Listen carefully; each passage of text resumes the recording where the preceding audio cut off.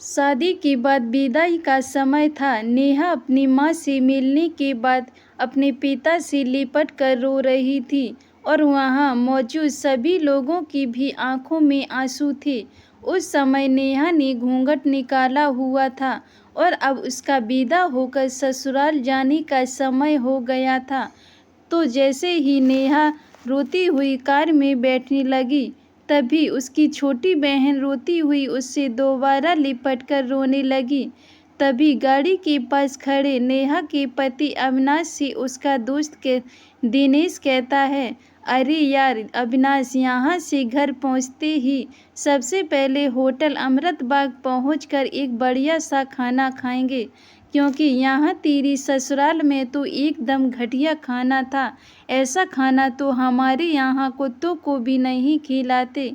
तभी साथ ही खड़े अविनाश के छोटे भाई ने भी कहा, हाँ यार, यहाँ का खाना तो एकदम बकवास था और रसमलाई में तो रस ही नहीं था। ये कहते हुए वो तीनों ही जोर जोर से हंस रहे थे। तभी नेहा के पति अविनाश ने भी अपने ससुराल वालों की मजाक उड़ाते हुए कहा कि हाँ यार, मैंने भी मजबूरी में ही यहाँ का खाना खा लिया, वरना मैं तो ऐसे खाने को तो हाथ भी नहीं लगाता। और अब पक्का हम तीनों घर पहुँचते ही होटल अमृत बाग का खाना खाएंगे। अपने पति के मुंह से ऐसी बातें सुनकर नेहा कार में बैठती बैठती रुक गई और उसने गुस्से में सबके सामने अपना घूंघट हटाते हुए कार के दरवाजे को जोर से बंद किया और आंखों में आंसू लिए नेहा अपने पिताजी के पास चली गई और उनका हाथ पकड़कर उनसे ये कहा कि पिताजी, मैं ससुराल नहीं जाऊंगी, मुझे ये रिश्ता बिल्कुल मंजूर नहीं है। ये बात नेहा ने इतनी ज़ोर से कहा कि सब लोग उसकी बात सुनकर हक्के बक्के रह गए। सब लोग नेहा के नज़दीक आ गए और नेहा के ससुराल वालों पर तो जैसे पहाड़ ही टूट पड़ा हो। वजह क्या थी ये किसी को भी समझ नहीं आ रहा था। तभी नेहा के ससुर राधेश्याम जी ने आगे बढ़कर नेहा से पूछा कि नेहा बेटी, बात क्या है? तुम अचानक ही शादी होने के बाद अपनी विदाई होने के समय यूँ शादी को नामंजूरी कर रही हो। तभी नेहा कुछ देर चुप रहने के बाद अपनी आंखों में आंसू लिए अपने ससुर से बोली कि बाबूजी, आपको पता है, मेरे माता पिता ने अपने सभी सपनों को मारकर हम सभी बहनों को इतना पढ़ाया लिखाया और काबिल बनाया। आप जानते हैं कि एक बाप के लिए उसकी बेटी क्या मायने रखती है। वैसे आप और आपका बेटा कभी नहीं जान सकते, क्योंकि बाबूजी, आपके घर में तो कोई बेटी है ही नहीं।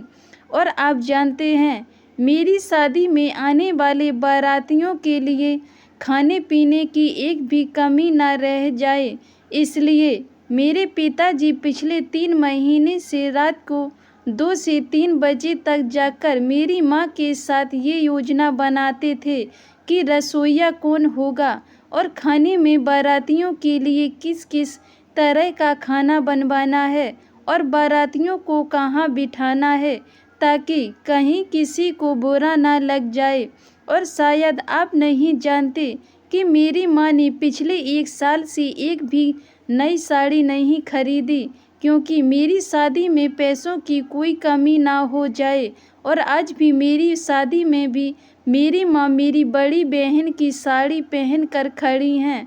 और ये तो कुछ भी नहीं, मेरे पिताजी 150 रुपये की इस शर्ट के नीचे कई छेद वाली बनियान पहन कर खड़े हैं, और ये सब सिर्फ इसलिए ताकि मेरी शादी में कोई कमी ना रह जाए।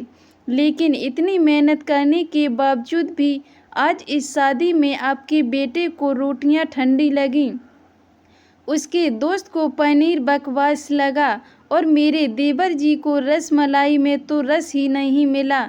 और तो और मेरे पति अविनाश जी तो कह रहे थे कि वो तो ऐसे खानों को हाथ भी नहीं लगाते, बस उन्होंने तो मजबूरी में ही ये खाना खा लिया।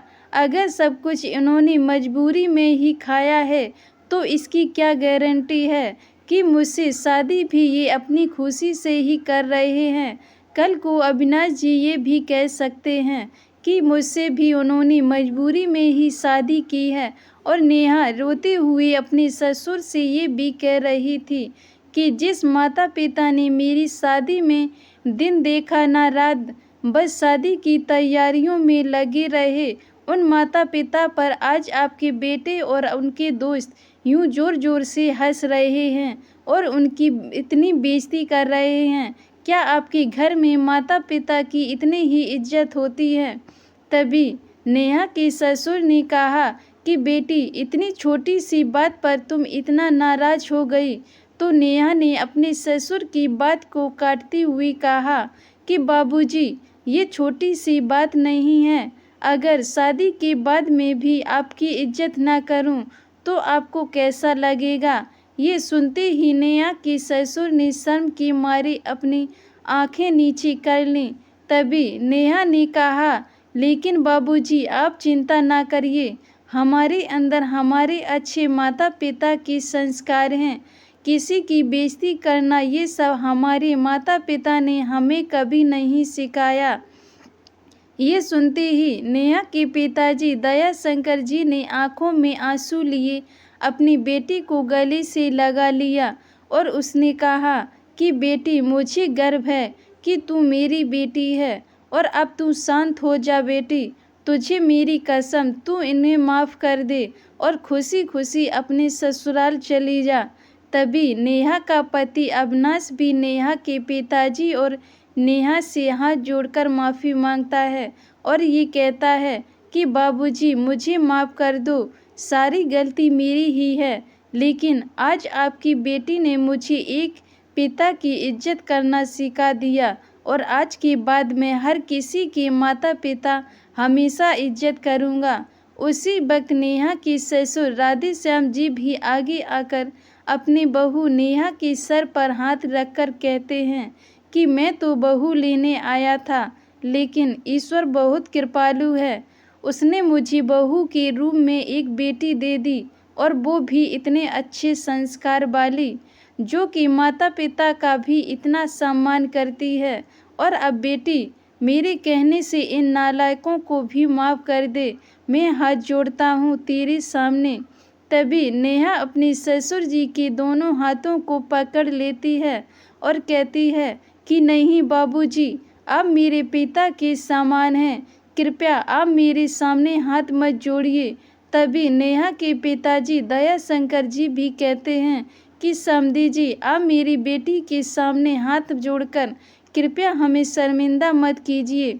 मेरी तो आपसे बस इतनी सी प्रार्थना है कि मेरी हमेशा आप मेरी बेटी को अपनी ही बेटी समझना और इससे कभी कोई गलती हो जाए तो इसे माफ़ कर देना। तो राधेश्याम जी ने अपने समधी दया शंकर जी का हौसला बढ़ाती हुई कहा कि आप बिल्कुल चिंता मत करिए, बल्कि अब तो नेहा बेटी ही हमारे पूरे घर को संभालेगी और अब ये ही हमारे घर की लक्ष्मी है। ये सुनकर नेहा के पिताजी बहुत खुश हो जाते हैं और अपनी बेटी को खुशी खुशी विदा कर देते हैं और नेहा अब राजी खुशी अपने ससुराल रवाना हो गई थी और अपने पीछे छोड़ गई थी आंसुओं से भींगी हुई अपनी माँ और पिताजी की आंखें और अपने पिता का वह आंगन, जिस आंगन में कल तक वह खूब हंसती खेलती थी, आज वह विदा हो चली थी। धन्यवाद दोस्तों। अगर ये मेरी कहानी आपको पसंद आई हो तो वीडियो को लाइक, कमेंट, शेयर ज़रूर करें और चैनल को सब्सक्राइब करें।